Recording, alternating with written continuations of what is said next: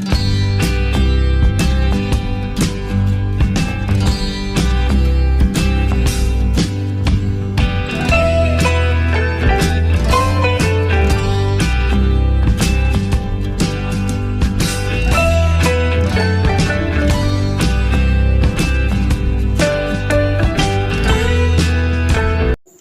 guys, welcome to Cakes by Anna. So in today's video, I'm going to be showing you how to make double chocolate muffins. These are really simple to make as well as delicious. So let's get started. So for this recipe, you require 2 cups of all-purpose flour, 1 cup of powdered sugar, 1 teaspoon of baking soda, 3/4 cup of dark chocolate chips,